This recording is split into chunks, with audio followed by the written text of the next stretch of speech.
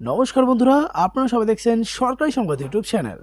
বন্ধুরা, এবার পার্থর টাকা চুরির কাণ্ডে জড়িয়ে গেল বন্ধন ব্যাংক। হ্যাঁ বন্ধুরা, দেখুন এই বিষয়ে এখানে হেডলাইনে পরিষ্কার করে বলা রয়েছে যে পার্থ অর্পিতার সম্পত্তি মজুদ রয়েছে বন্ধন ব্যাংকেও। ইডির জেরায় আরও তথ্য ফাঁস। তো বন্ধুরা, আসুন এবার পুরো খবরটা দেখে নেওয়া যাক। তবে তার আগে এই ধরনের গুরুত্বপূর্ণ আপডেটগুলো সবার প্রথমে জানার জন্য অবশ্যই ভিডিওটিকে একটি লাইক করে দেবেন। এর সঙ্গে লাল রঙের সাবস্ক্রাইব বাটনটিতে ক্লিক করে পাশের বেল নোটিফিকেশনটা অল করে দেবেন। তো এখানে দেখুন প্রথমেই বলা হয়েছে যে পশ্চিমবঙ্গে শিক্ষক নিয়োগে দুর্নীতির মামলায় প্রাক্তন শিক্ষামন্ত্রী পার্থ চট্টোপাধ্যায় ও তার ঘনিষ্ঠ বান্ধবী অর্পিতা মুখোপাধ্যায়ের মোট বিষয় সম্পত্তি ও টাকা কড়ির পরিমাণ গুণে দেখা আর খুঁজে বের করা এখনও অব্যাহত রয়েছে।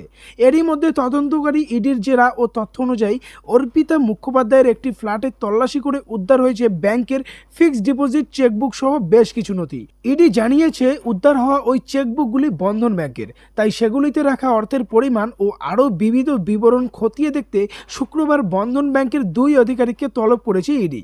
সময় মতো ওই দুই আধিকারিক সিজি কমপ্লেক্সে পৌঁছে গিয়েছে।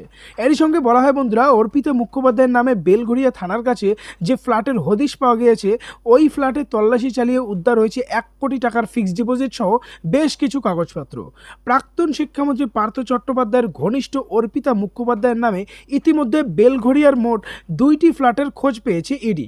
তার মধ্যে একটি ফ্ল্যাট থেকে এখনও পর্যন্ত প্রায় 28 কোটি টাকা, 3 কেজি সোনার বার, সাথে 1 কোটি টাকারও বেশি দামের গয়না সহ রূপোর কয়েন উদ্ধার করা হয়েছে।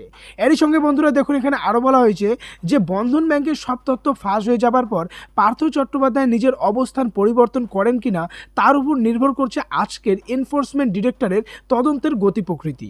গতকাল অর্পিতা মুখোপাধ্যায়ের চিনার পার্ক লাগোয়া ও নয়াবাদের ফ্ল্যাটে তল্লাশি অভিযান চালিয়েছিল ইডি। 8 ঘরের ওই ফ্ল্যাটে বিদ্যুৎ না থাকার কারণে খুব একটা তল্লাশি চালানো যায়নি, তাই আজ সেখানে যাওয়ার সম্ভাবনা রয়েছে বলে তদন্ত অফিসারদের। এর পাশাপাশি এই শিক্ষক নিয়োগ কাণ্ডে সুপারিশপত্র যেগুলি এসেছিল তাদের মধ্যে সবথেকে বেশি কে বা কারা কারা সুপারিশ করেছেন সেই দিকেও নজর রাখছে ইডি।